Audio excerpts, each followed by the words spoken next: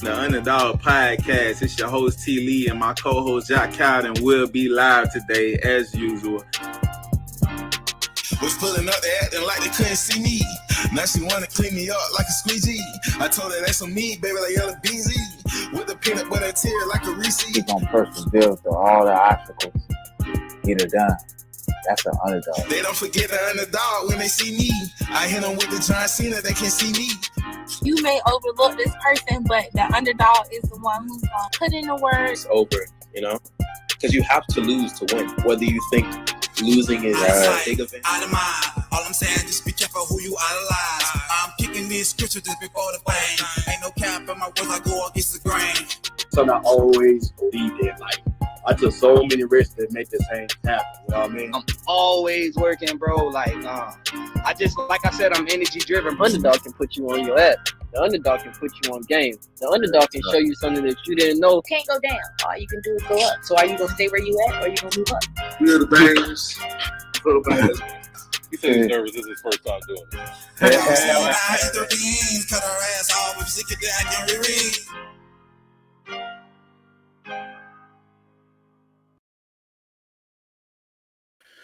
Yo, what's going on, good people? Welcome back to the Underdogs Podcast. It's your host, Fleetwood J, y'all. And we got another very special episode today.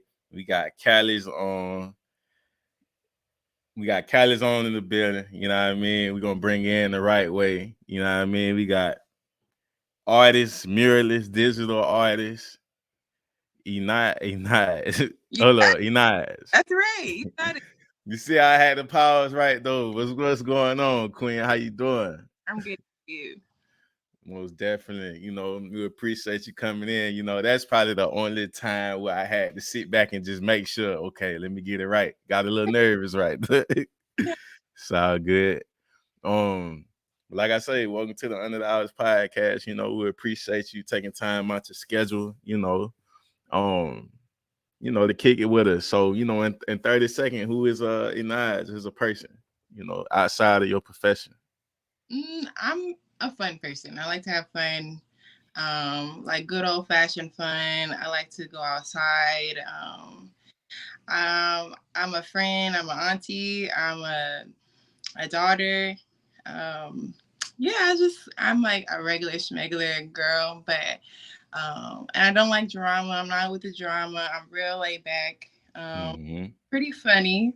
I could say I'm pretty funny.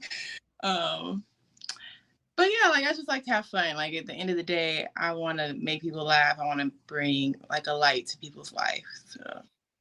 Most definitely, and I feel like you're doing that through all your artistic expression. But most definitely, like I say, we got an artist and a muralist and a digital artist, all in one. So, like, why do you do what you do? Just starting off, like, why do you even do what you do? I think I'm trying to please my like little inner child, trying to, give everything to that girl that was, like trying to do things when she was younger, not sure what where I would be today. So I'm just making things, trying to do things that would make my younger self say like, oh yeah, she's cool. Like I want to be like her. And that's right. Yeah, I feel that. That's how I feel about music because, I'm also an artist as well, but I've been doing music since I was like maybe 12. So it's like I can never fully like break away from it. Like, it's like now I'm at the point where like I hear even a melody or a beat, I'm already humming and everything. Like I'm already feeling like, oh yeah, I got something right here. Like just can't fully get away, but it's therapeutic to me, Right. So how has 2022 helped prepare you for 2023, and like what have you learned in the previous year when it comes like to your artistry? Well, 2022 was interesting for me because I'm from Cali, so I got here in 2020, and so 2020. You said 2020? Yeah, I got here in 2020. Oh, pandemic. So I was barely here, like during the pandemic. I was still here trying to figure things out. Right. And 2021 was like it was really eye-opening for me because like I was still trying to like do all things. Like I live pretty far away. I live in Warner Robins, which Oh is yeah. 90 miles away from Atlanta. And so I'm always going back and forth and trying to figure out like how I can put my foot in the door, what events I can go to, what people I can interact or talk to, just so I can be present. Like, I feel like a lot of times, especially in Atlanta, there's so much happening. Just being there is like part of the journey, like just trying to see like what you need to be doing or who you can be interacting with. You never know like who you can run into at any given moment. So 2021 taught me like just to say yes, basically. Like I was just going to everything and anything. People are like, oh, do you want to come out for a day at the park? Yeah. Do you want to come out for just anything, like anything they were saying, like I'm having a pop up at my clothing store. Do you want to come? Yes, of course. I want to come out because I wanted like to support other people. So then when it's my turn, that I'm starting to build a community that people will come out and support me. So, and especially being new to the city, like not knowing anybody, it's weird trying to find adults. Yeah. Like as an adult, trying to be make friends with an adult, because most of the time we're friends with the people we're friends with, like since that is kind of like yeah, and here or there. So yeah, so I just been on my grind trying to get back and forth and just be in places and spaces that people will remember my name when it comes down to it and they're doing something. They're like, oh, Janae, where's Janae? I want her to come. And so that's been my mission, is just trying to like get people to remember me and support me, and me in turn supporting other people. And so, yeah, it's been a lot of driving. Hey, nah, I like that energy. That's good energy. You feel me? And you most definitely approaching it the right way. Seizing the opportunities. And I feel like I'm from Florida, so me doing music and stuff like that. Even when I came to the gallery and stuff, this platform right here just helped me bridge the gap. And build a community with people, because over here at the $100 podcast, like we like to showcase our people and get their story out there. Everybody got $1 million story to tell, and we all about progression. So, when we get your story today, a lot of things that you may have been through on your journey is other aspiring artists or just people, life in general, because a lot of people like to rush the process and don't understand, like, hey, even though it was like this, I still was able to get through that obstacle and still at the finish line. Like, it's just don't give up, stay consistent. That real underdog story. Really, So yeah, real underdog stories. real, most def. And we just like to be one of them positive outlets too. Aside from bringing guests on, we like to inform and inspire people too. Like, we don't like to be like most media outlets where they just, you got the men on podcasts telling women how to be women, and we don't do all that. We trying to, uplift the people. So we definitely on that. So like you say, born, and raised in the Inland Empire, Southern Cali. Like, what was it like coming up in LA from your experience? Like, Well, West Coast. I'm technically not from LA. The IE is about 40-50 miles away. But Still kind of close though, ain't yeah, no, it? it's just sometimes, a lot of people like when they're not from Cali, especially the way that the media sets it up in LA. But it's a little different. Where I'm from, it's a little bit country. When people got chickens in their front yards, and but growing up in IE, Ontario, Riverside, Rancho, Fontana, it's fun. Like we have fun. It was like the epitome of just like going outside. Like we're really 90s kids. Like we went outside, we were playing, we had neighborhoods and riding bikes and stuff. Like it was fun. It was literally like I would say it's like the true dots of people when they say like, oh, California on a movie. We were growing up, like we had friends that we just meet outside and didn't come out. We didn't go inside until the street lights come on, that kind of thing. And I think that was like the last of the Mohicans. Like after Oh our yeah. after us, I don't think they was really doing that. Yeah, you made me feel that. I'm a 90s baby too, and I feel everything you said. You made my childhood, my inner child was just listening. Much fun. I feel so bad for the kids nowadays because Man, with and we was really just outside, and like my house here, we have a pool, and I'm like that me and the kid right now. I'm like, oh, I would never thought that. I think we're like a millionaires because just having a pool in your backyard instead of having to go outside and play in like the community pool or the ponds and the rivers and oh, stuff. the recreation, yeah. That was way different for me. So, but yeah, Cali is just it's great. I was in LA a lot though. Yeah. I want to say until I was 10 years old, it was regular kid life, and then I started playing basketball I started playing at 6, but for real playing AAU Okay, man. at 9, and it's been ball ever since. So I was traveling the world. I've done so many things, traveling, playing basketball. Before I was like 15, like people are like, well, we went to Florida for AAU championships. Oh yeah. We were 10 years old. We got second place, and yeah, my team. Well, I mean, I would say people have been asking, are we gonna do like a little like ESPN 30/30 on our organization, because it really when we were growing up in Cali, like that whole identity of girls basketball was really changed, and so majority of the girls that are playing currently, they either played against us or with us, and so it's just cool to see the development of the organization my dad and my uncles and my family implemented then, 99, 2000, 2008, to now being on the Sparks, or on the what is the team, Las Vegas, and playing against Candace Parker. Like I played against Candace Parker when I was 17. Yeah, so I beat her. I can't remember, but I really think I won. Yeah.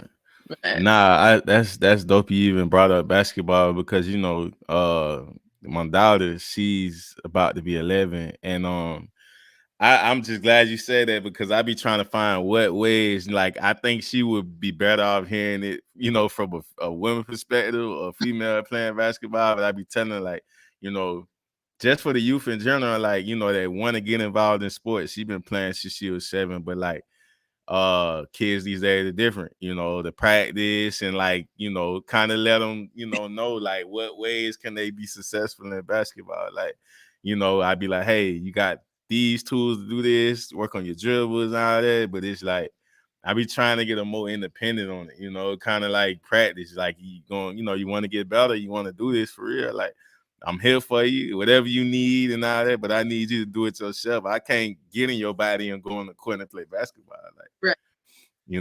I had a different, I wouldn't say I had a cheat code, but because my dad and my uncles were the coaches, right. I didn't have no choice. We had, wake up my cousins were something serious, because we was real good. So once you start getting that, like, that champion like heat in you, like, oh, you're good, like this is something like successful at, I think it starts to fuel your own thing. We were outside playing against boys at the park, running them, like, and time it was like, okay, next, and we was talking trash. You getting beat up by 13-year-olds. I don't know how that makes other men feel, but that was making us feel like we were unstoppable. So we was like, all right, cool, I want to get better so I can be the best. Like, and especially because Kobe was like, man, right there in the Lakers when we started. So, and we're from LA. I mean, we're from Cali, so it was just something crazy. But really going out I wouldn't say every day, because for 11-year-olds, that's but just having simple things like a tennis ball. If you have a tennis ball in your house and you work on your dribbling, you can get better at dribbling. Not everything has to be with an actual physical basketball. So tennis ball, we was always having a tennis ball in our hand. Just getting up early. If we have a basketball court outside, we were going shoot free throws in the morning. It was just like you have to get your mindset. Like I know I want to go outside and hang out and play with my friends, but do I want to be a champion? Man, these kids don't even go outside too much like that either now. Like, it is so different. Like, Oh, after I finished playing basketball in like my collegiate years in 2009. I was supposed to go play overseas, and I was supposed to go to a school in San Francisco, and I got hurt, so I didn't end up going. And then after that, I transferred to being a coach. And so I've been coaching basketball for 11 years. And so I now understand the player to the coach. These right. drive me crazy, and it's more than just teaching them about the game. It's more like a life coach. Some of these kids, we were really like helping their life, like just their like how they interpret information, and Right. it wasn't just like, okay, shoot the ball, layup, like it was intense. So I completely understand the drama and the everything that they go through now. I'm like, girl, Right. oh my God. Just, Oh, crazy talking about people in the quad. We got layups to do. Come on. But yeah. it was interesting. I'm trying to get that park basketball kind of instilled in because the park, I think for me being young, like the park is where it all started for me playing with grown men and everything. Like that was the whole like figuring out like, the fundamentals of ball. And then also, park basketball from versus when you're when you're playing on the team and it's time to play these games, park basketball, you should enjoy it a little more because it's a little bit more free where you can work on your skills and stuff. And also, like I say, play against people that's older than you and all that. So that builds confidence as well. Like, so I'm gonna try to wing them more into that though. I took out the other kind of like get your confidence up. Yeah. So you can be confident out here playing with these grown men and everything. When you get on the court with these girls at your age, you shouldn't even feel no pressure. Right. But hey, we're working on it though. So for those who may not have visited out that way, just Cali or surrounding areas, like, what were some of your places to go hang out, or either grab a bite to eat at? So there's a lot of places. Obviously, In-N-Out is a California school, and it's good. And people be like, In-N-Out's not that good. It's like, wait, y'all be ordering it wrong and then expected it. Like this, just get what it's on the menu. Stop trying to put extra stuff on there. And right, great. In Corona, there's this place called Taco Del Rio. It's one of the best taco places I like. It's like a little hole in the wall spot.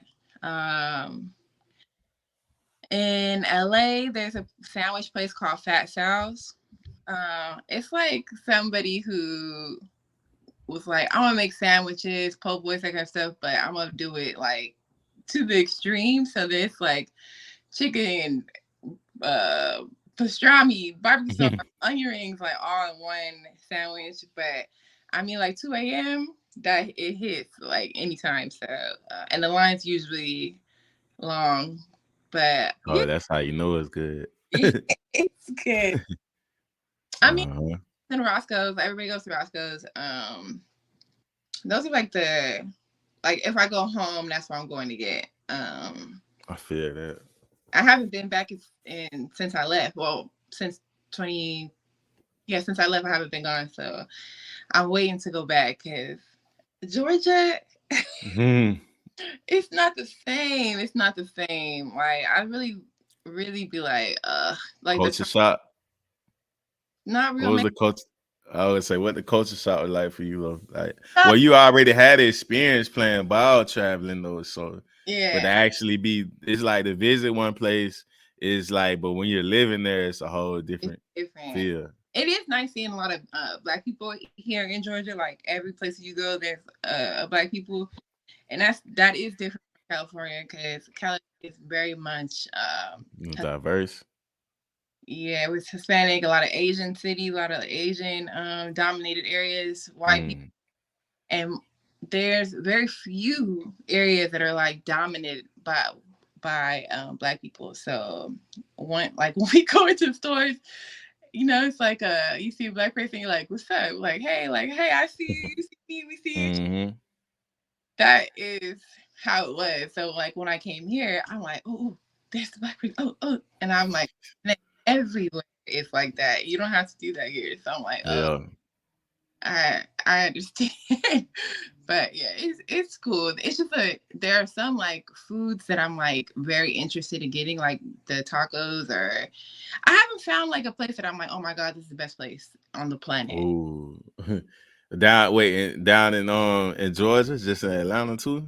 No, I haven't.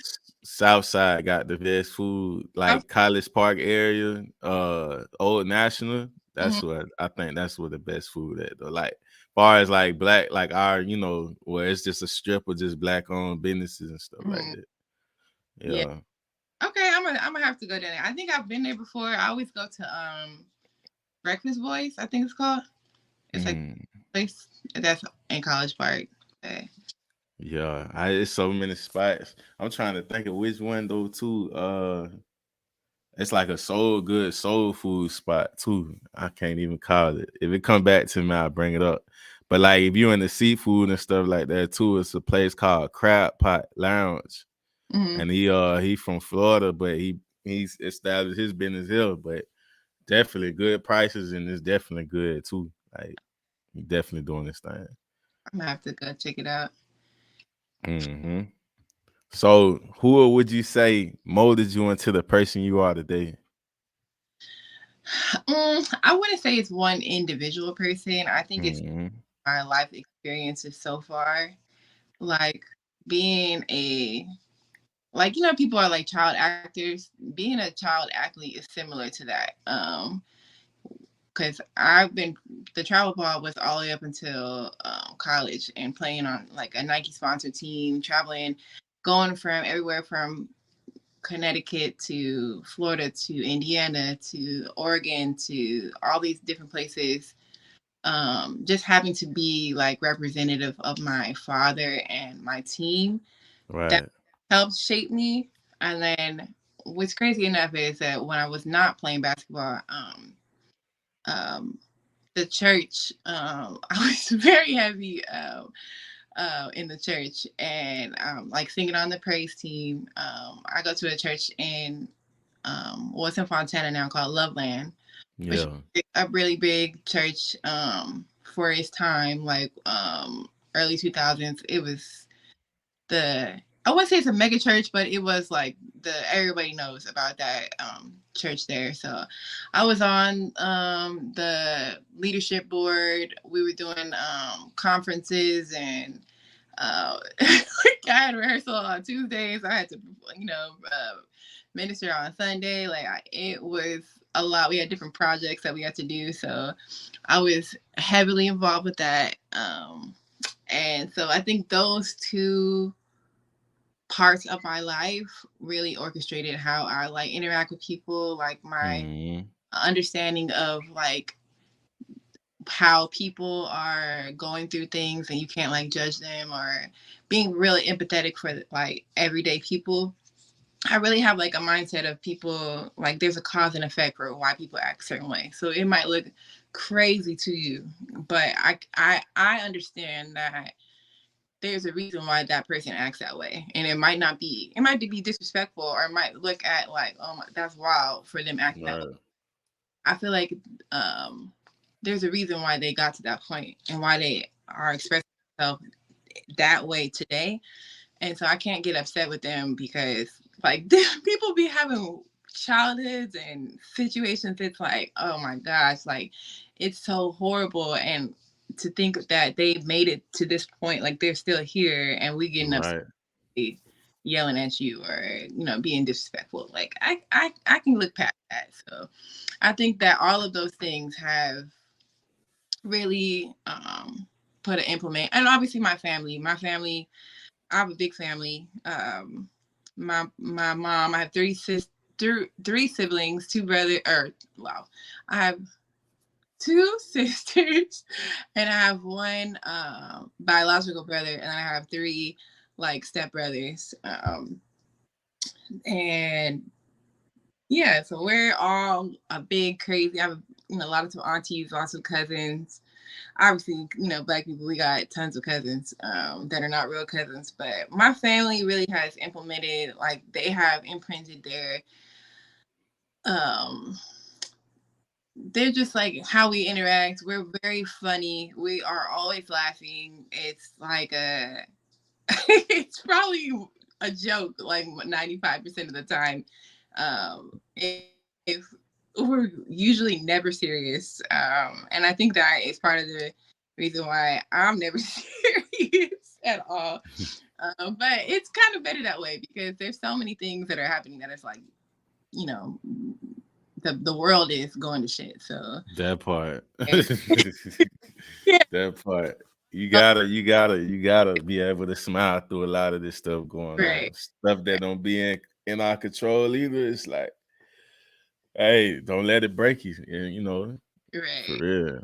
Out there. But nah, that's what's up though. Like family foundation is important, like you was mentioning, like, in the Black community too, is everybody kind of got a different background in a sense, because somewhere it's family and family is what it is, and then you got ones that like it's balanced, it's balanced throughout it though, because I come from a family where it's like, you got son that's dysfunctional and stuff like that, a lot going on, and like I'm able to kind of balance, my own situations though, not really to put it off on somebody else. Like you say, everybody got their different stories and stuff like that or whatever, but I feel like I carry myself very well, even though coming from, a background like that, in a sense to make better out of it. I feel like it's like a self choice in a way too. Like Right. you got the choice to be however you want to come out to people. But I'm just very humble behind that. Um, but like, so when it comes to like having a creative mind, like around what age has art become a passion in your life? I think I was always a creative kid, like, but I don't think that I ever. This is the thing. Okay, so playing basketball in college. Um, Hmm. we had to pick our schedule, pick our classes. What's gonna be your major, that kind of stuff. Making like real life choices at 17, and I was like, I wanted to be a interior designer. That I forgot what the name of that show was, but it was like the home makeover show. Yeah. And so I was like, oh, bet I can do that. Like, that's cool. I like this. And at the same time, I was into another show called Project Runway, which was like a fashion design show. And they were doing stuff, and I was watching it like, I was so like intensely watching like, oh, and I have I have a problem. I have a mindset that that can't be that hard. Like when I see certain things, I'm like, Hmm. I could do that for everything, and it's probably a problem. It should I probably should have that, but so when I look at things, I'm like, I could do that. And so that's where I was at. And I thought interior design was the way. And I got to college and they was talking about math and rulers. Oh yeah. Like, Yeah. oh, that's not what I want to draw. I want to pick the color, the paint colors. That's all. Right. Where's that at? Where's that part of the class? And they're like, oh no, that's like, that's 2-3 months from now. That's 2-3 semesters. I was like, Mm. sign me out. And so then I went to fashion because I was like, okay, bet I can do that. And so I love fashion, but the foundation of fashion is sewing and Mm. the foundation of like all of the things that you would need to do to become a designer. And I loved it, but the problem was your class was like 8 hours because Oh man. it didn't line up with basketball. Having I had to maneuver my schedule so I can play at the same time. And so I just started picking other like creative um, classes. I did ceramics. Mm-hmm. Drawing. I did like other things. I was like, I know that I have to take classes, but I'm not trying to do like trigonometry. Like that's not part Man. of that. So I was like, I know what I do know is I could be creative.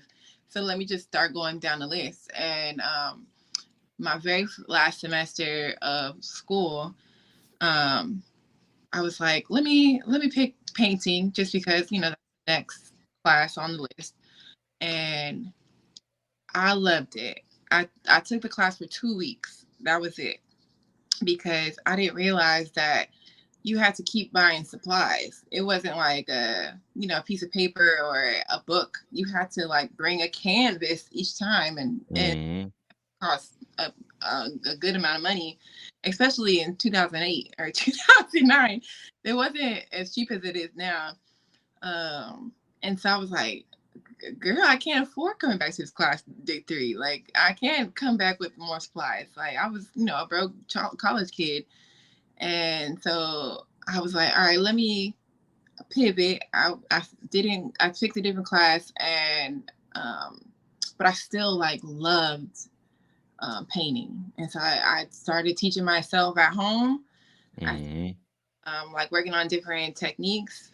And then I didn't really think of it as a career or like a passion until about 2019, that's like Okay. later. But I was just fiddling with it. I was doing things at my house, and my dad was buying me like supplies and stuff like, oh, I want to paint something like a hobby. And then in 2019 I took it serious, like, okay, I can really I could really be an artist. Like, this is something that's not um like I could really do this for a career. And so then that's when I started taking it serious, and I did my first show in LA, a group show called, Mm-hmm. but I had never even thought prior to that to doing shows or showcases or none of that. Like, I had no desire to do it. But once I did that first show, and I think I sold a painting, yeah, I think I sold something. I was like, okay, oh, oh, it's that easy. I can really do this. There's other artists that I'm like in the same ballpark as, Right. like, cool. I think that I can really do something with this, and that's when I started like for real doing it as a career. That's what's up.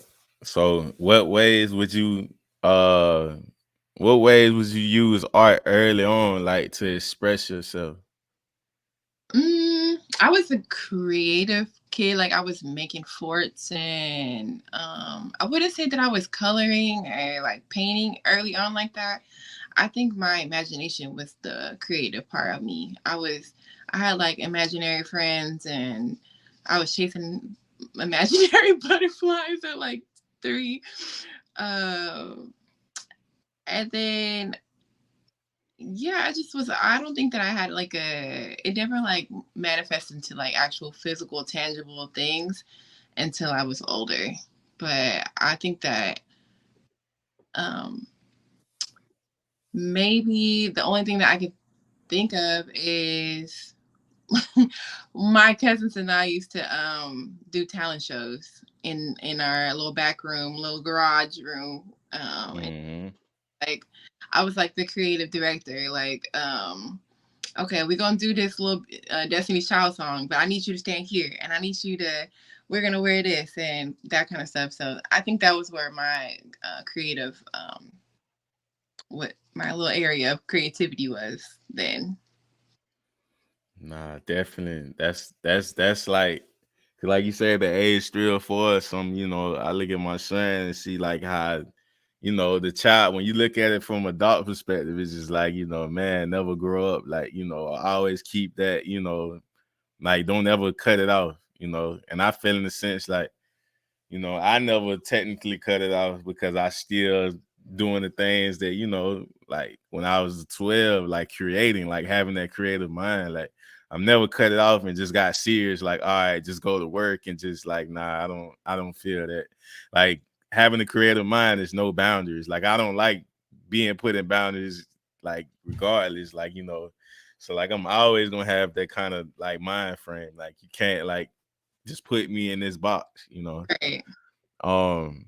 That's almost like when it's like, all right, it's time to grow up. Throw it like when on Toy Story when Andy put all the toys in the box and he put them in the like attic like it's over. Like like nah. But as art is a form of communication without words, and like what ways in your work would you communicate with others? I think that I wouldn't say that I communicate like I think that of my artwork as songwriting, which is kind of like different than most people say like they're a storyteller, which I Mm-hmm. believe so, but I feel like it's more of like rooted in songwriting or music. And so I think that my paintings are like a visual representation of music. Um I think that's the best way to describe it. Most definitely. Yeah, because I think that I want people to see themselves in my work. And I want them to have like a deeper understanding of like how they think. And so like I think when you listen to a story, you are being told a story, but it's not really like a reflection of you, or like you can't really like um if you hear the story of like the Three Little Pigs, like you hear that story, the Three Little Pigs, but you can probably take like information about like what they learned and that kind of stuff. Okay. But when you hear a song, even though they're talking about something else, you automatically think of yourself. I think for most people, they automatically think of like them in that song. And Mm-hmm. that's what I want my work to do, is to have people reflect on themselves when they see it each time. Most definitely ways people could relate to it. Yeah. Like I said, I look at art just like music. It's without words. Like that's why I enjoy art as well myself. Like even though I don't know nothing, like I probably tried to do it when I was younger, but I never really like kept up with it. It was like, all right, I like music, so I'm going Mhm. over here with the music. But nah, I feel like everything is all linked, when it comes to like being creative in general. So definitely got a huge appreciation for art, especially seeing that one back there, that original piece you got as well. That's super dope for real. Yeah. Uh, so define art in your own words, and being that you are a creator, like how is your thought process, behind your work when creating? Like what's your routine? Um. So art, I think, is like a expression of my inner thoughts. I think that sometimes the words are not there. Like I'm not good with words. Like I feel like art is just like that that feeling of trying to get whatever you have in your brain out without. Mm-hmm. And sometimes it could be like you're trying to say something exactly, or sometimes it's kind of like a vibe that you're trying to get out. And that's why there's like different types of art and different types of expression, different types of songwriting, music, dance. Like art is all things that you're trying to express without saying it. And I think color is so impactful. Like color is like culture to me.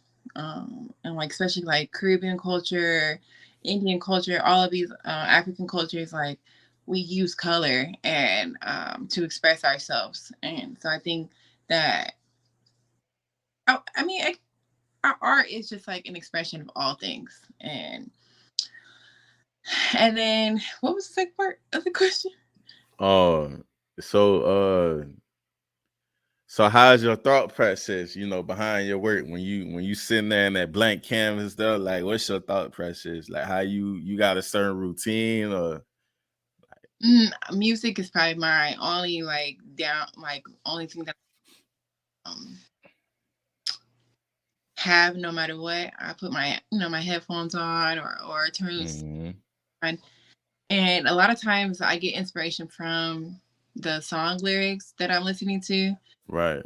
Vibe of the song is really like what like it brings that out of me. So I might have like an idea of things that I'm like, okay, I want to do something with rainbows, or I want to do something with usually Black women. But I don't usually have a plan going into things. Mm-hmm. There are some from time to time I'll have a plan. Let me see. My if you see my sketchbook, you'll be like, girl, are you sure you're an artist?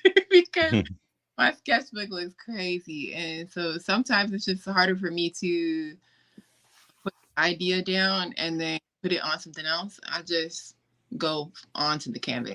I just Right. and a lot of times if I am in the vibe of something and then I have to leave, or I'm a come back the next day and the vibes change, I'll change the whole thing. Like I'll paint over it, or make changes that are not like little changes. They're like big changes, because it was the moment that I was trying to go for. And if that circumstance changes, the music changes, the vibe changes, then the painting will change. And sometimes I don't even like notice that I'll do it, but yeah, it's sometimes a waste of money, but it's all for the betterment of the painting. Right. Nah, that's talent to start something and then create a whole new piece. Like, nah, that's because I say with me, like, I'm just looking at myself like if I was like a painter, like, and I like you say, you start off, I feel like, starting off and just jumping into it, I feel like, man, I don't know what's going on. Like I just ruined it. Like, but then at the same time, I can't have the mind frame like that, because art really is like, it's an open world, like it's Right. really no like, no, you did that wrong, or you did, it's all about the expression, I guess, the feeling that you give people. Right. Um so like, what was your first few pieces you created you were most proud of, and why? Like when you first started out, you was like, oh yeah, that's it. My first painting that I was very proud of is actually like a vase, a cube, and a apple, I think. Yeah. It was in the class that I did. It was black and white, like grayscale. And I just didn't even know that I had I knew I can draw, I knew I could do that stuff, but I didn't think I was like to that level. And once I was finished with that painting, I think because of the accolades I got from the teacher, like during the class, like she was just like using my painting as an example. Like she kept like stopping and coming back to mine to show the rest of the class. And I was like, Yeah. oh, what'd you say, girl? You said me? Mine's good? Okay. And so I think that confidence boost just from that moment, I was kind of like, okay, I can really do this. And then once I got out of the class, I was, on my own trying to do things. I did like this abstract piece for my mom in her living room. And I think it was like the first time that I was like, all right, let me put something like a meaning behind the work. It wasn't just like paint on a canvas. It was meaningful, and it had like it's been something like I never seen other people do before. So I was just like, okay, like it was getting my feet wet. I was kind of like, all right, this is something I can get into, and I kind of fell in love after that. Because at first I was just kind of like, oh, it's just another class, another thing I can do. And yeah, and then I think once I started painting women, kind of changed my perspective, because I was like abstract art is that was what I started doing, abstract, which is like just an expression. There's not really like a defined like character or person in the picture. Right. And I was learning, like that was like me learning how to blend and how to use the brushes and what paints I can use and that kind of stuff. But once I started doing actual like figures and our people, the why came into like, why am I creating art? Why do I need to represent like certain people, or why am I doing this? And that's when I started to really like look into what the meaning behind my paintings were. Right.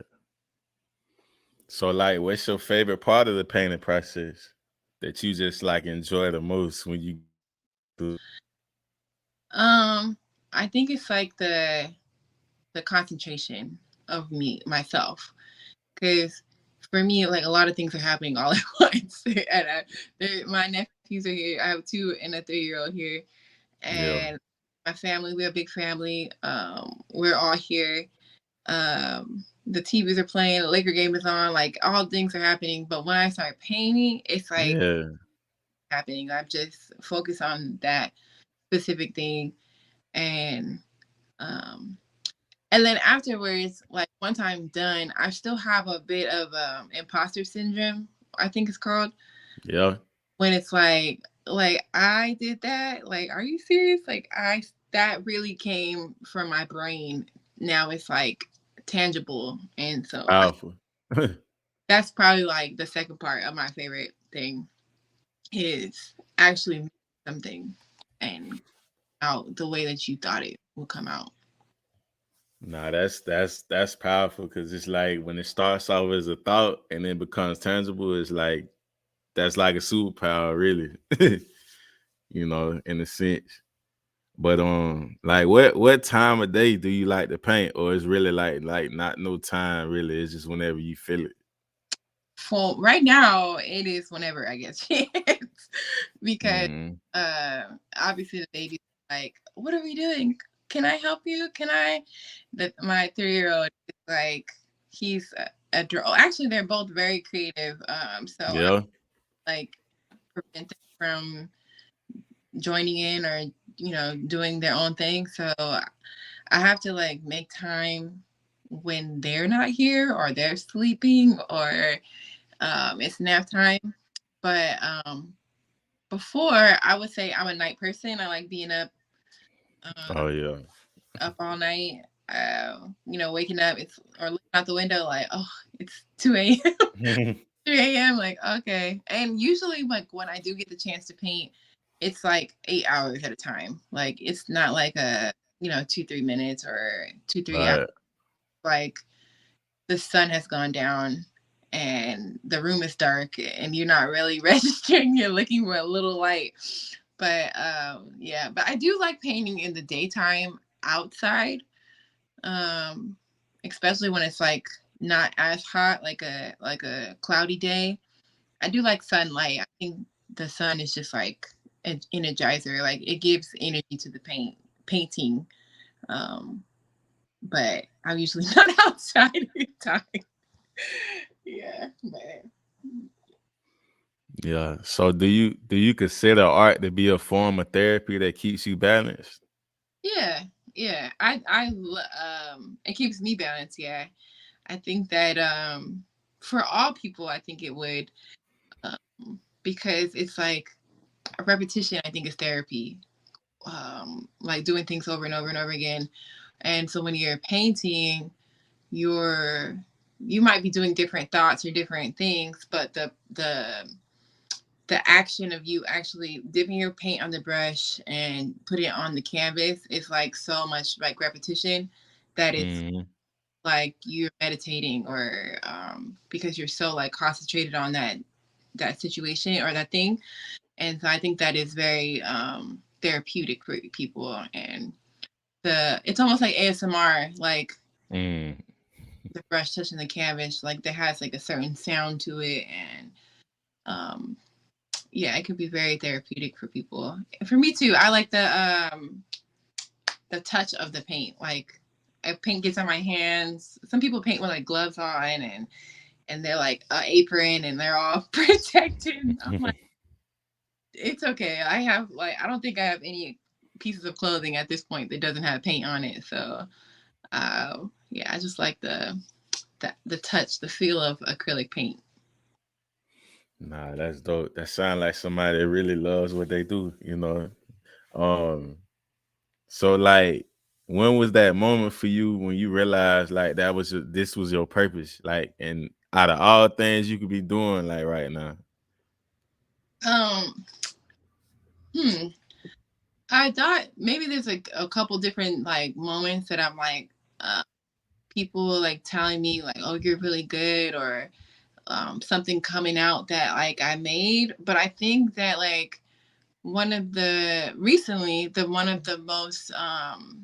important conversations I've had that I really made me reflect, like, oh, I'm really doing this, is when I go to shows or like a pop up shop other with other artists.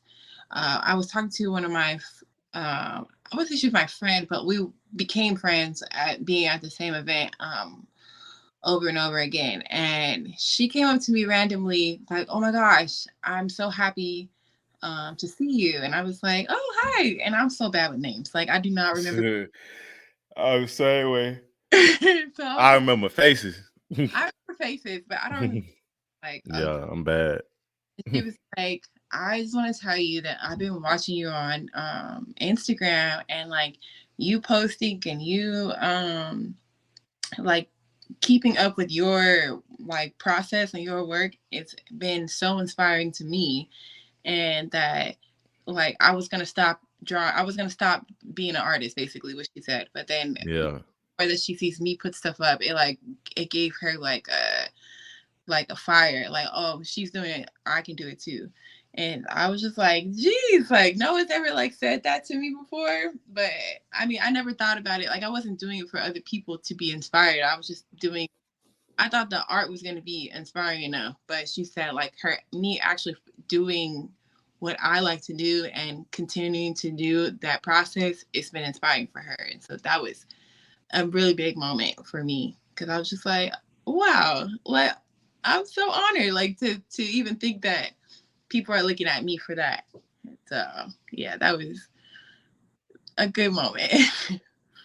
Nah, most definitely. That's a part of the process, you know. Yeah, people are inspired, you know. They always say it's somebody watching, you know. Right.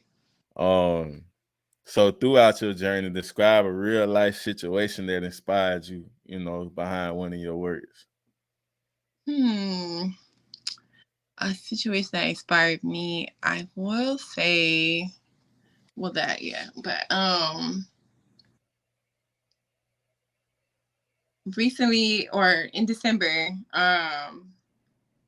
we went to a bunch of the Atlanta artists. We were invited down to Miami for Art Basel, which Art Basel is like the Super Bowl of the art world. Like, everybody comes down from different countries, and it's like an artist walk in Miami, but like the whole city is like taken over. And so uh, one of the guys out here, his he did like a pop-up shop for everybody out there. And just to be there, it was so inspiring, because I was just like, there's so much art there. And to be in a space that I was like, no, I never thought that I would be able to be there. Like, I didn't think that I was that far in my career to be able to be showing at an event like that. Right. So it was just like amazing. And then going to like the bigger, like the really big galleries that they had out there, that the paintings are, $10,000, $11,000. They got big names, and people are coming from countries to see them, and to see their work and be like, okay, like you're not too far off. Like, I'm right. I could be here next year and going with no friends. Like, it wouldn't be like I was missing, or I just got there, or like I'm a rookie. It would be like kind of like you belong here. And that was just like a moment, like, okay, I can really do this, and I can really put my that energy into that, trying to get to that goal for my career. That's what's up. So Speaking on inspiration, like who are some of the artists that influenced you in the art world and why? Well, so obviously Basquiat. I love Basquiat. He was he was kind of like misunderstood, I think, and especially in the 70s, 80s when he was around. Um, I think that like what he was doing was obviously so like he was just trying to be black and and be in the art world and kind of like be rebellious at the same time. Mm-hmm. Like that exploration of his work is just like so cool. One of my favorite artists, his name is Chuck Styles. Um, he inspires me so much, but he is kind of similar to me. Like he's an actual artist, physical like painting artist and a digital artist. And just the way that he creates is just so cool. So I love his work. Who else do I like?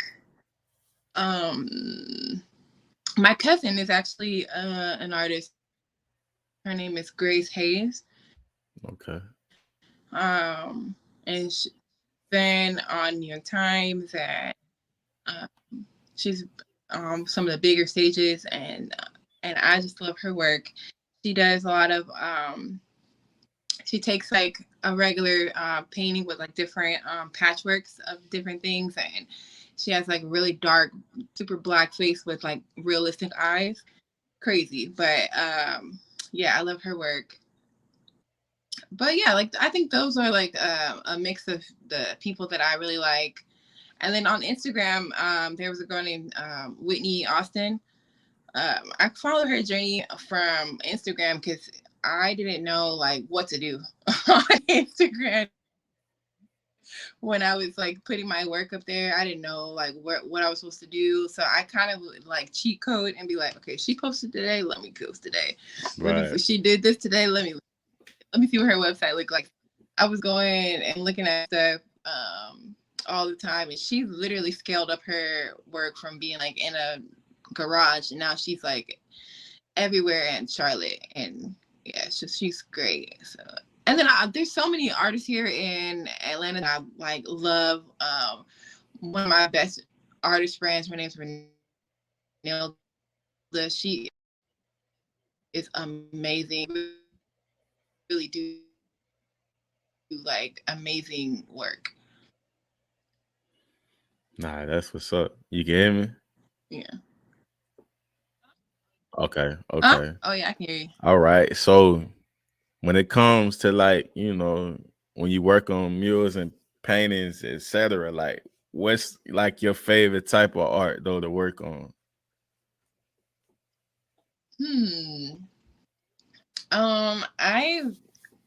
I'd like to do surrealism art now. I've done so many different types of like styles. This one is somewhat similar to like a surrealism painting. I just like the freedom of being the surrealism because you can literally put anything from like I think like there's the surrealism is like a is known for like those melted clocks. I don't know if you've ever seen them, but like they have like a clock and they'll be like melted. He's like that's like one of the most popular versions of it. But you can do anything on there. I think that's, even though art is automatically always limitless, I think Right. that it is it's just so cool. I just think that like there's so much I could put on there, and then it's like a think piece. Like, so you, even though you can see something, it could be simple,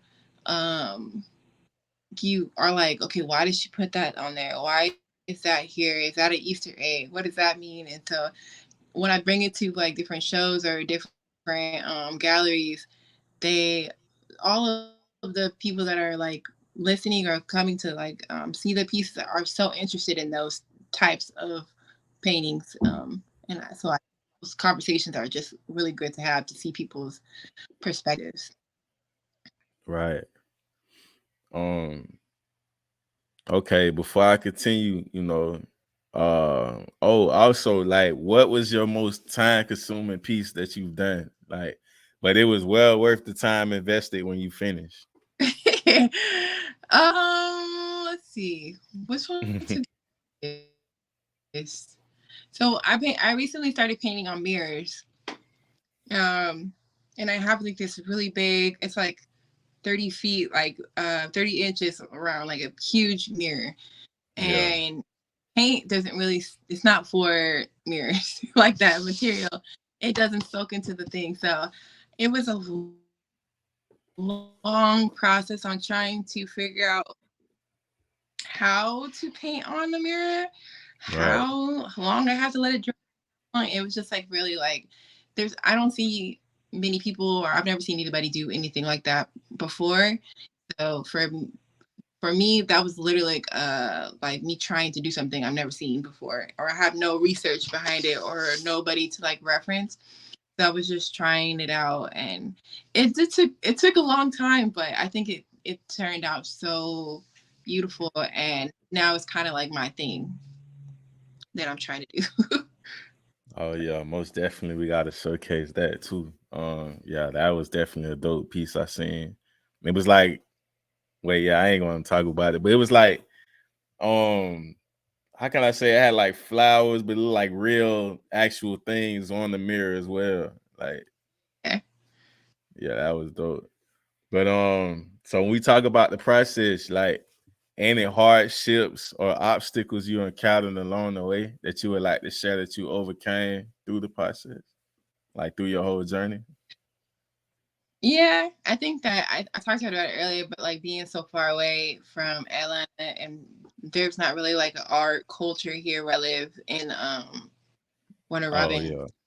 Kind of like the biggest problem. Like I feel like I'm being like left out of the conversation a lot, or I feel like I'm not there. Like there's things that are happening. I'm like, oh my gosh, I want to go so bad, but 2 hours there, 2 hours back, and then gas and all of things. Like it's like okay, once a week, twice a week, maybe, but like in Atlanta, there's so much happening. So there could be like something happening on Tuesday, and then there's like a pop Right. up thing on Wednesday, a gallery on opening on Friday. It's like, oh my gosh, I was staying in hotels. I was staying at what is it called, a Korean day spa that you can stay at like 24 hours. I was Mm-hmm. going there like just so I can, I get out my show at 2 a.m. I'm gonna stay the night at the little spa and then come back the next morning because it's just been a lot, like trying to keep up with being so far away. But yeah, that's probably the most hardship that I have on. Yeah, See, yeah, that's that's why I'm glad we getting this story right now from Eanaj Janae, because when she worldwide, we got it first, to hear the yeah. process. Gotta trust the process, I claim you that. know.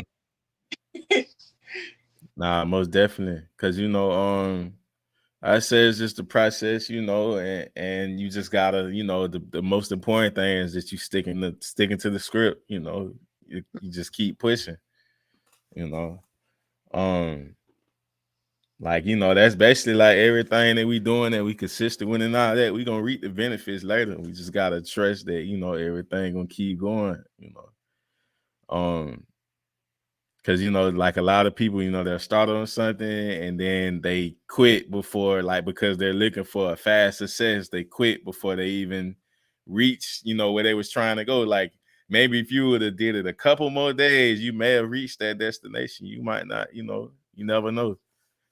Very true. Um, so what would be an example for inspiring artists of a time where before becoming a full-time artist, like your steps along the way, where you had to go through, what you had to go through in the process of working towards a goal of being like this being your full-time every day? Like, what are some of the lessons you learned along the way, on your journey as an entrepreneur? Um, I think one of the biggest lessons I've had was like adapting, like always trying to better or learn something that you can switch up or change, like not sticking to something that you're like, okay, I have to do it this exact way, without like that being like a proven science, because things change so often. And so like a lot of times people are so hard-headed about the way that it has to be done, like the old school way, or the things that that are that that can be changed, but you're so used to doing it a certain way, you're so used to setting up this way, or you're so used to posting or doing things like that, and everything is changing so quickly. So just being able to realizing it's time to change, it's time to adapt, it's time to move past this, or how can I always looking for like something that can help you develop whatever you're trying to do. Like yeah, just always trying to like move it along. I think it's like the best advice and then consistency, like how we were saying, like getting out there, doing it all the time, like just being not stopping, like when things get like rough or tough. Because Right. yeah, like I like a challenge, like trying to draw in my sketchbook every day, or draw my Mhm. every day, or have some sort of like creation every day, even if it doesn't like ever see the light of day. Because like you're training your brain, like you're training your creativity, you're training like all of that. So the more that you're like, it's like, playing sports, like you going out, like you never practice, like you might be naturally good at certain things, but the more that you practice, the better that you're gonna get. So Most definitely. You gotta invest, and like I say, we live in a reality now where people want like I'm gonna get $1 million tomorrow, which you can make that happen. Like it can happen. It's not a far-fetched thing. I wouldn't put that out there, but some people just give up too fast. Like, I guess either too much of maybe indulging in social media, watching other people's, success or whatever. But it's like you gotta find what works for you. And everything, like I say, everybody has a story. Like you don't know what it may have took that person to get to that level. You just gotta know. You gotta stick to the plan. So, yeah, I use a lot of things as inspiration. I've done a lot. I've with music and stuff like that, but just trying to, create other habits as well. Like I don't just do music. It's podcasting, clothing line, other things I'm trying to indulge in as well. But I feel like it's somewhat talent stacking. I think talent stacking is the best thing too. Like how you say you're versatile as an artist. right, You're not just in one box. Like you can do a lot of other things, just to open a lot more doors. yeah. Um so yeah, let's talk about Meraki Dynasty. I said it right? Club Meraki. Yeah, Meraki. Oh, see, I'm too country. So you gotta excuse me. But so Dynasty, let's talk about the website and talk about your paintings as well. So this was Okay. the one you were referencing earlier. So let's talk about this piece. Okay, so this one is called Bloom. Um and crazy enough, this is the third mirror I did. And um it was basically, I try to like I like to do like molding of the world. So like for whatever reason that they think that Black people are not into like sci-fi, or Mm-hmm. like fairies, and all of these things are labeled for other cultures, and we obviously only like hip-hop, and that's the only thing we like. And so Right. I always try to like mold those worlds that like are not supposed to be for us, and give like space for that. So I wanted to do something like that's a little bit more whimsical, and I forgot what the show was called. It was, I think it's called Bridgerton. Bridgerton. It's like the old English Mm. on Netflix.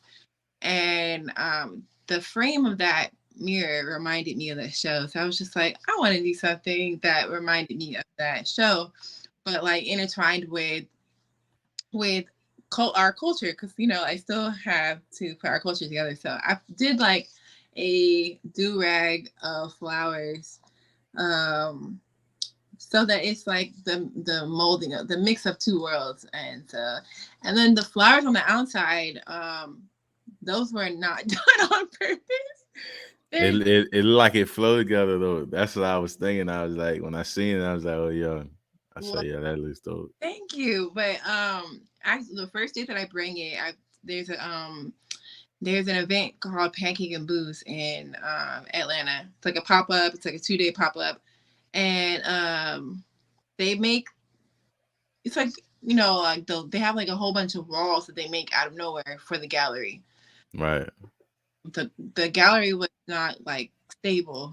It was like people were like pushing or whatever, so it fell on the floor and dropped the painting, and it broke the frame.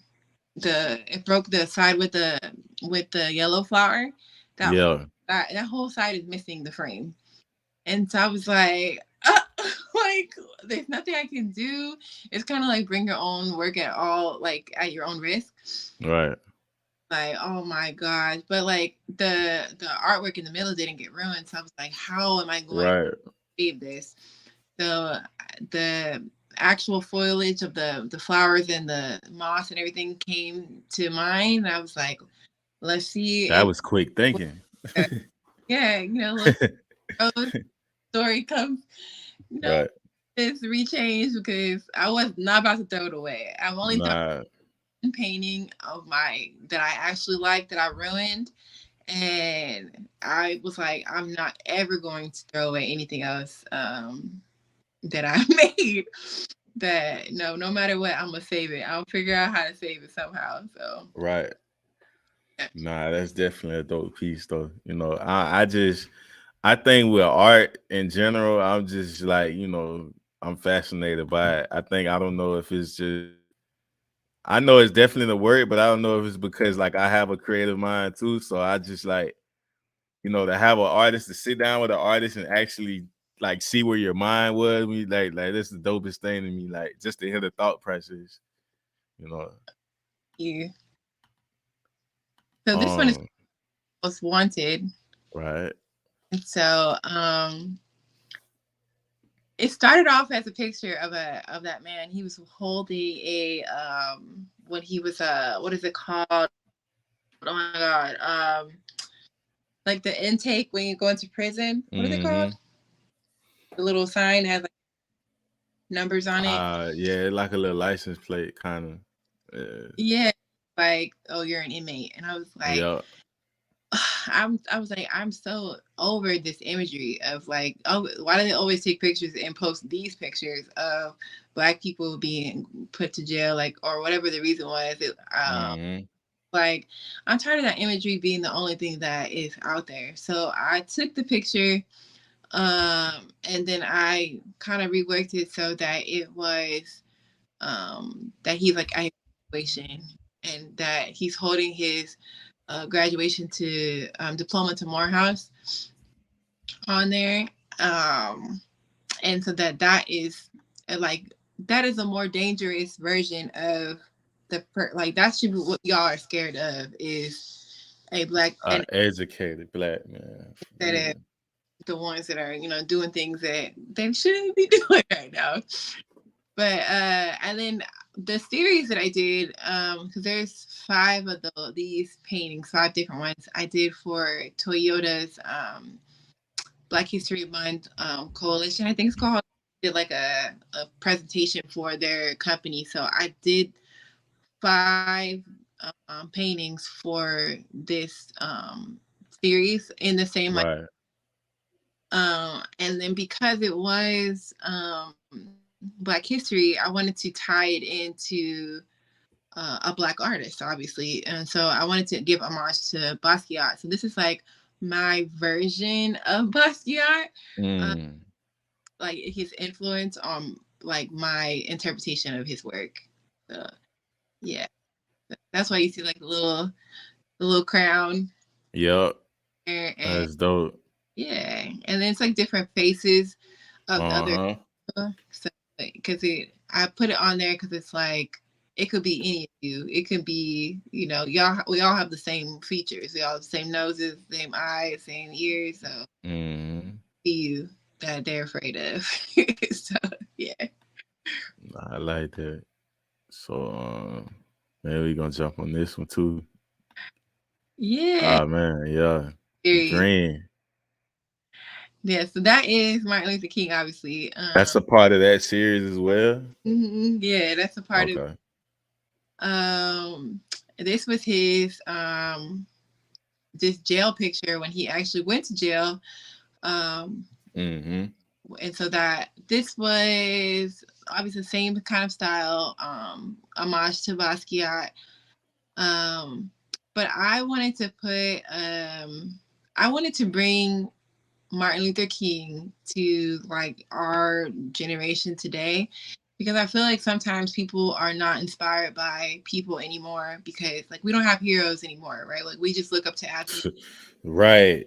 You're so right. And I think the reason why we don't have people to aspire to is because they think of people like too good. Like the good people that we know, like that maybe are athletes, like Kaepernick or whatever. Y'all think that he's corny or Right.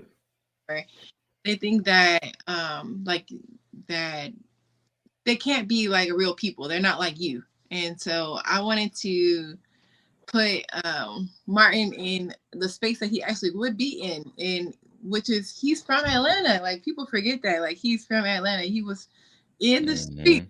Can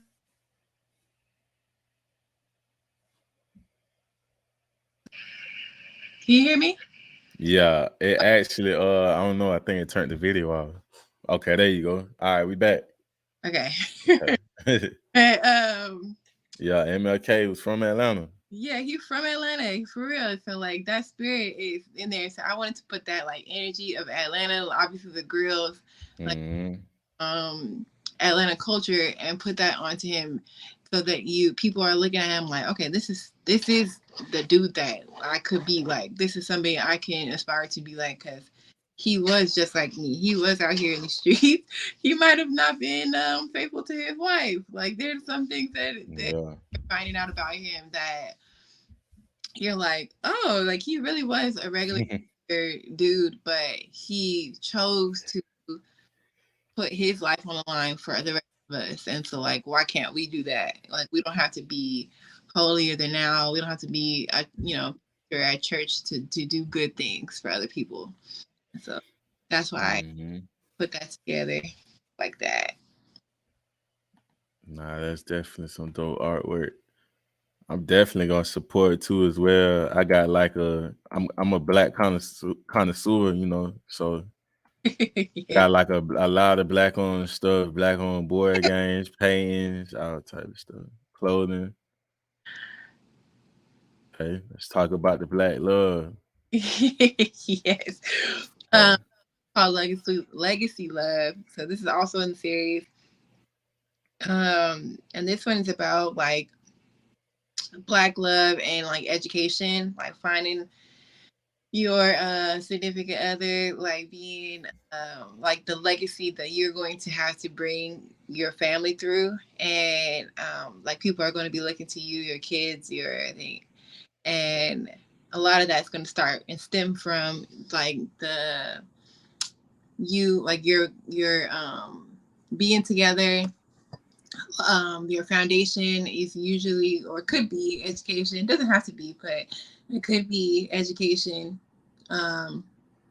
And just like the joys of like being together and like thinking about like that moments of like being together with your person, and like all of the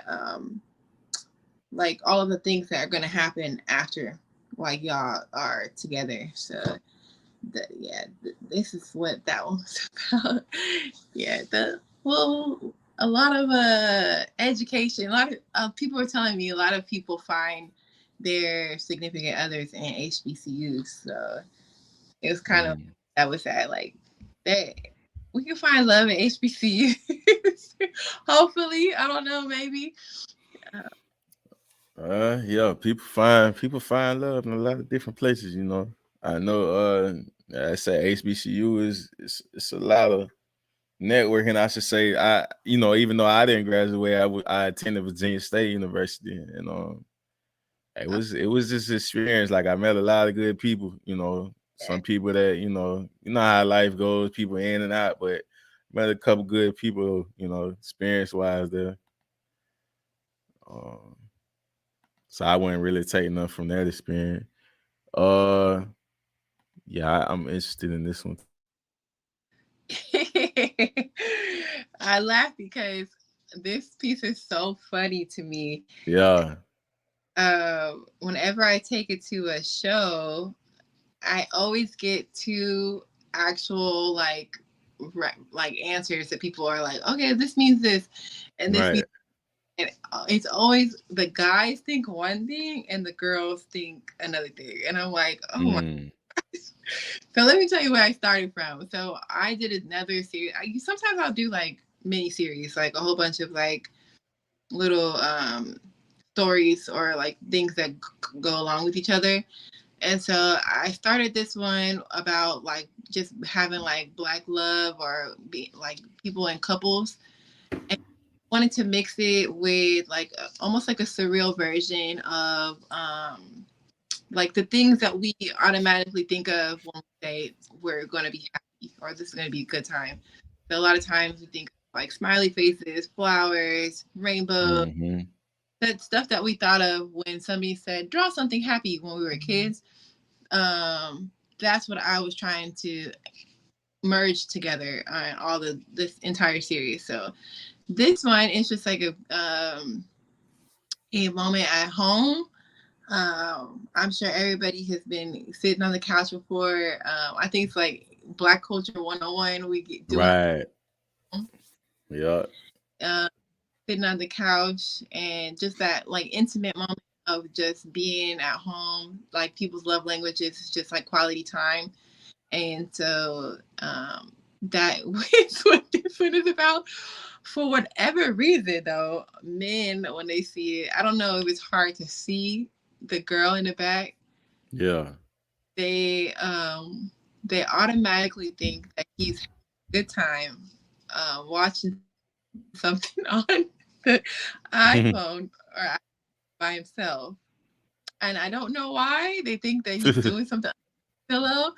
I don't know why, but that is 95% of that. And the girls were like, "Oh no, like it's just like somebody doing it." And then the guys were like, "What is he doing?" And I'm like, Right. "You tell me, like, what is he doing?" And like, Right. What's your thoughts? Yeah. uh, that's where my mindset was at. I mean, obviously anybody could take however if you want to take it home. That's what you. Right. Yeah. So it's been so funny because I actually made the frame. Like I kind Oh, that's dope. of do. And so I think that like the vibe that I was going for was like almost like a royalty, like, but like at the same time, something that's like fun and friendly. And, yeah, just like an expression of like Black love and just that what is it called? The love languages that people, Right. yeah. Yeah, I feel like even with this image here, like it's depicted so much in the culture though. Like you'll see it in music videos, you know, and a lot of it's like with how you drew it, like that's something that's known in the culture as well, you know. Thank Like you. Yeah. yeah, Yeah. Guys are perverts though. Yeah. yeah. All right, let me see. Got this one right here. So this would be one of the ones how you would say, like, well, mostly with Black women embracing their natural hair. Yeah, so I love Black hair. I know my hair is very blonde currently, but I literally just had blue hair and I just took the blonde out. But my hair is like my identity Mm-hmm. in braids or locks or something that I could put it away because I like hair. So I've been getting my hair done since I was a kid. So like I just love like the art of getting your hair braided or done. It's just so magical. Like that's just like a experience on itself. Like I just love natural hair. I mean, I like getting your hair done. Like there's nothing wrong with like a 30 bust down. I love 30-inch bust down, but I love braids. Like braids just make me feel like a certain way. I feel like we should wear braids during weddings or like important activities and stop straightening our hair because it just I don't know. It just gives me a moment. It brings me back to like my childhood. Yeah. I had my hair. Yeah. But I just think that braids are so magical. So this one is called Sunday Breeze. This one is like a little bit of an homage to Venus and Serena Williams. Because I did it in Atlanta. There's a thing called Sneaker Ball, which is like a sneaker show. Everybody comes out and wear their like ball gowns and stuff, but we have sneakers on. And I am a sneakerhead. I love Nike. I only like Nike, so I'm not gonna go to. But so yeah, I did this piece for that show. And so I wanted to do something that was free, like that just represented like the moment of you being after you got your hair done. I think every Black girl in America has done this. When they get your hair braided and you do the little like hair swing. Actually, I think everybody does it when they get their hair done, but they do your little hair swing and just getting like the air into your scalp. It's just so liberating. It's like the best moment ever. And so yeah, that was why I created this one. And then obviously like Venus and Serena Williams is like so impactful to us growing up in LA or Cali. Just having like a Black girl to be on the big screen, and they had their hair, natural hair, out all the time. So yeah, I just wanted to give like homage to them. And it's just something that reminds me of such a beautiful like time when they had their hair like flying around on that tennis court. It's like always everywhere. So yeah, that's where that came from. That's dope. And I picked the colors too. Color scheme it's was vibrant. that. Thank you. It was for they told me what colors to use. Yeah. And so interesting the way that it came out because I was limited to those colors, but I even noticed right here, like you highlighted, made it lighter, almost like the camera flash hit right here, somewhat, like as if somebody was to take a picture. Thank you. Yes. I like when people notice those little things. Right. I just seen the highlights because I'm like, it's darker back. I was like, it got to be a camera or something, you know. My thoughts, you know. Yeah. Yeah. And if you're in Atlanta, there's a place called, oh my gosh, where is it at? It's called Atlanta Tucky. It's like a brewery, and like next to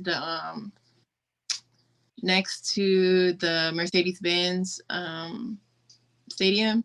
Right. And it's that painting is at that brewery right now if you want to see it in person. Really?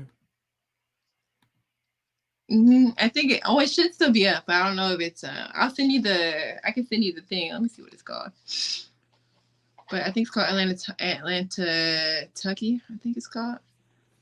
Yeah. Atlanta Tucky. It's alright. It should be. Okay, this one is called Sarabi. Okay, I see it right here. Okay, Northside Drive.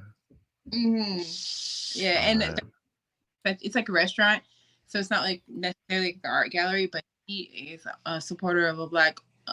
He wants to have like his own Black own gallery, so he has a ton of artwork in there that he always like rotates stuff.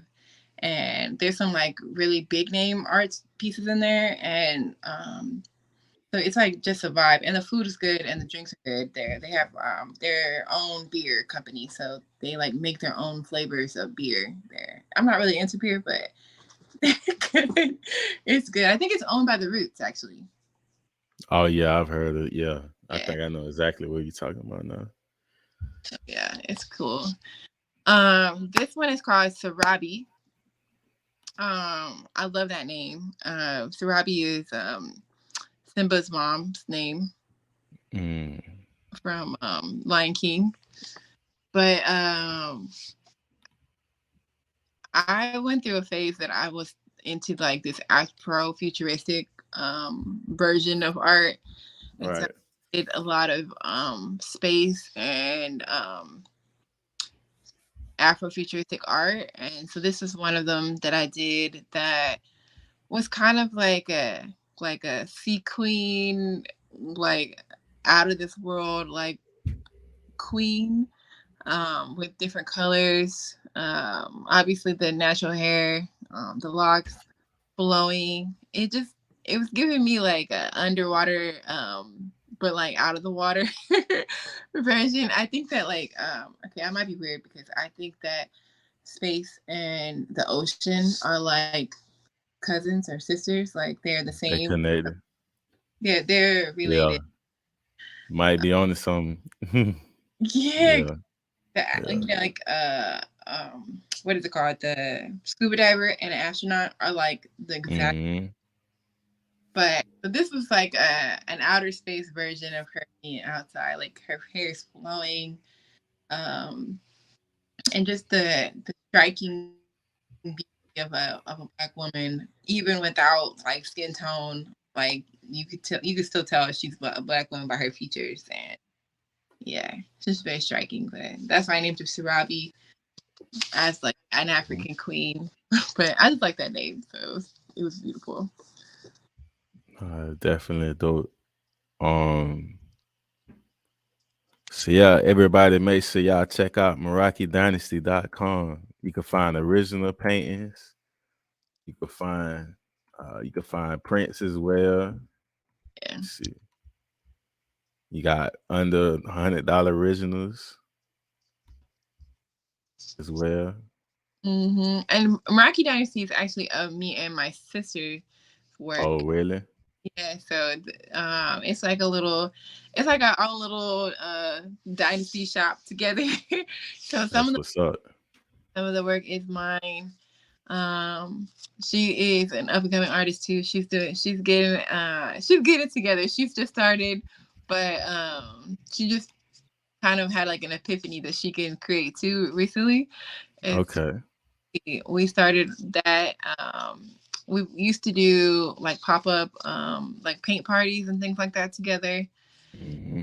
We're probably looking to do some more of that stuff when we get out here in Atlanta, like paint parties and things like that. And also, you got a affirmation book too, Color in My Soul. Or Color My Soul. Color My Soul, yeah, Affirmation book. it's Yeah. a book, yeah, for adults. Yeah. I'm for all ages pretty much. And then the one is I Am Me, which is a kid affirmation book, which is like an actual book, like illustration book for kids. So Yeah, make sure y'all go check it out on Amazon. yeah, I do have some. I just don't have any with me. So you can order from Amazon. You'll get it quicker than get it for me because I'll have to wait. But yeah. Dope, you know, I feel like this was the experience. We got it exclusive right now. Like I say, you know, when you go worldwide, Janae, we gonna have the story already out here. Feel me? So, you. what were some of your most memorable moments that you cherish in your profession thus far? You know, as you've been a part of major events as well as won awards for your work. Well, I said earlier going to Miami. Miami was crazy. Yeah. Even there, I was only there for days. That was just like amazing. For Pop Basil. And then one of my biggest things I've done, which is like 10 times crazy, is I worked with the Sparks. They did like a New Jersey release last year to 2021. So, 2022. They did like they had like their new jerseys. So we did like special boxes for each of the team that gave out to the players and like some of their supporters of the like new release. So they selected each artist from their city. So like they had an artist from Atlanta, they had an artist from Vegas, they had an artist from LA, Seattle. I don't know the rest of the cities, but each one had their own box. Oh, hold on, my box right here.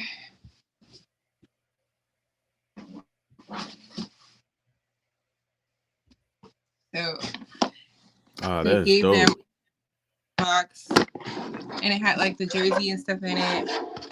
Let's see. So this is the picture. I don't know if you can see it. Yeah, and we then, see it. Yeah, ooh, there you go. It's so bright. And then That's tough. They came out with like, it was like Nike. They sent them out, and then they had the jerseys, like the new jerseys in the box. So they sent them out to everywhere. My jersey's in the closet because I'll be wearing it. But yeah, that was probably like the craziest thing because it was like a last minute call. Somebody had like that they had already selected, backed out, and they couldn't do it, and I had to do the drawing in like I think 4 days. I had 4 days to do the entire thing. Everybody had like a whole month to do it. And I was just like, oh my gosh. But it was crazy because that's like my team, my home team. When I was 9, when we came back from nationals, we won the national championship in the AU in Disneyland. So when we came back, they wanted to like celebrate us. So they bring us out on the floor at the Coliseum in LA, which is like the Coliseum is like an iconic like place. The Lakers used to play there. The Sparks used to play there, and we played. We walked out and got all the basketballs like in the beginning of the game for the Sparks. So like Lisa Leslie was on the team, Cynthia Cooper. Like it was just like a lot of people that I looked up to, and I got to do that when I was 10. So now like coming 15 years later, to be able to work with the Sparks out of nowhere, like literally out of the blue, was just like an amazing moment for me because I was like, what? And all the teams, and I was here too. I was in Atlanta, and I was like, does it matter that I'm not there? And she was like, no, you're from LA, so like you're from Cali, so like just represent.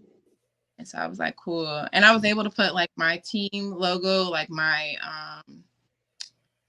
there's a whole bunch of like Easter eggs on that drawing of like In and Out to like this taco street man, hot dog man, and just think that like we know that when we're from LA, like that spirit that we know of, that are all in that drawing. So it was just like so cool that I could to like represent all the things instead of just basketball. It was like all of LA. So that's tough for real. Yeah.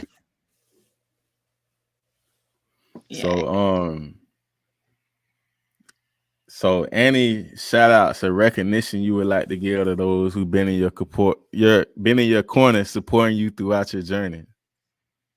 Obviously my parents. I say that I'm a full-time artist, but not really. I don't have to. I am supported, so like I don't have to worry about some of the things that most artists or people that are on their own would have to worry about. So without that support, I don't think I would be in that position that I am in currently. Yeah, my family, they're able to like help me. Like if I need to go to LA, if I need to go to Atlanta and a random show or they need something in the middle of the day, like I'm able to do that. I have like that flexibility to do that now. So I'm grateful for that. Hmm. I would say my friends, like all my art friend people that are at the shows, and like the curators that are in Atlanta that I've met now. Like I think that like without knowing any of the people that are there, it's like a who's who kind of city. So like sometimes without knowing people in that industry, it's like hard to get around. Like you're not just gonna figure it out on your own. So I just appreciate that, like the relationships that I've met, like so far that have helped me get into spaces that I need to be into, or that have helped my career. So yeah, just all those. It would be too much to name all the people, but yeah, a lot of the Hmm. people that I've met or got along with, and the other artists that are out there. Yeah, shout out to everybody. And shout out to you too, as well. We appreciate you coming on the platform, for us to give you your flowers. With that being said, keep doing what you're doing, keep elevating, keep pushing forward. It's bigger and greater things to come to you. Your work is dope, by the way. I'll definitely be supporting. Make sure everybody head over to MerakiDynasty.com as well and support her, um, but yeah, just look forward to see what's coming from any upcoming events you would like to share on the way. Anything you're working on. So I'm always at First Fridays at the Underground, which Hmm.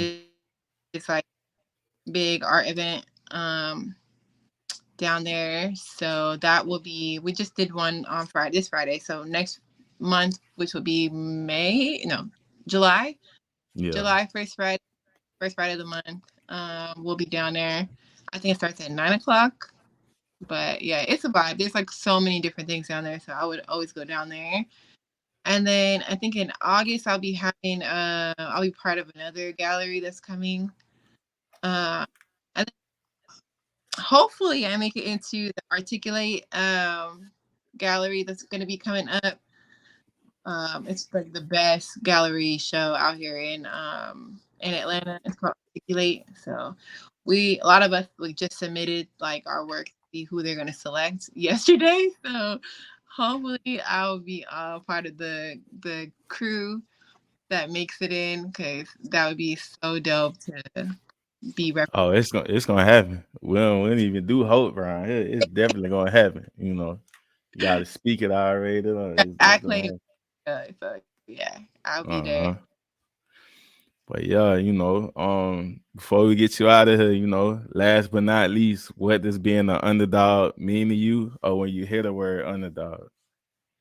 Underdog, that's me my whole life. So underdog is just like somebody that they aren't looking in the limelight to do whatever it is. They overlook you a little bit. They're a little bit surprised when you do things, and I think it's a better place to sit in. It's a better part of the race to sit in, because a lot of times when you're too far in the limelight, or you're too far into situations, you can get your head messed up. It might mess with you mentally.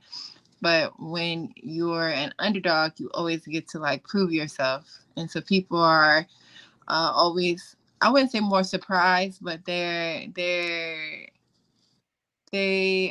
are more surprised when you do things, or they're like, oh, okay, I wasn't expecting that from you. And so um, I think it's better to over impress than underwhelm. I think it is. Wait, overachieve. Don't overachieve, because they'll be looking for you to stay at a level the certain. Hmm. If you are just right there where you're supposed to be, and not trying to be doing too much, or nothing outside the pocket of what you're supposed to be doing, then I think that when you are performing well, or things are happening, the accolades are coming out, they'll be like, wow, I'm really looking forward to looking at your stuff. So I think the underdog is the best place to be. And yeah. Was definitely. Y'all got it right here on the Underdogs Podcast, the exclusive. Miss Eanaj Janae art on Instagram. Make sure y'all follow. We appreciate you, Quinn. Give you your art. Dude, like this is so cool. I don't think I've ever been on a podcast before, so Oh yeah. So dope. Oh yeah, we appreciate you giving your time, just first a minute. We got this exclusive first. Appreciate you, Quinn. Enjoy the rest of your day. You too. All right. Gold mouth rabbit on my teeth, I got carrots. Open up a mouth and she got vocals sound like Janet. Marble on the floors, but the kitchen kinda granite. Lean color perk, you would think it's pomegranate. I see flying saucers finna roll another planet. It will fall in place if it's meant to be organic. I got crazy lingo, you would think I'm speaking Spanish. I'm something like a pie, never leave without the cannon. I'm enlightened. I got stones around my neck. If you pay attention, I teach her how to earn respect. I walk around with a tag like I'm mad at the rail. People do any damn thing for a check. So what if you got signed labels, throw them on the shelf? I don't ask for help, I just go within myself. Hard times I prevail, I bust up out my shell. I let my nuts hang, cause it don't got no curfew. Gold mouth rabbit on my teeth, I got carrots. Open up a mouth and she got vocals sound like Janet. Marble on the floors, but the kitchen kinda granite. Lean color perk, you would think it's pomegranate.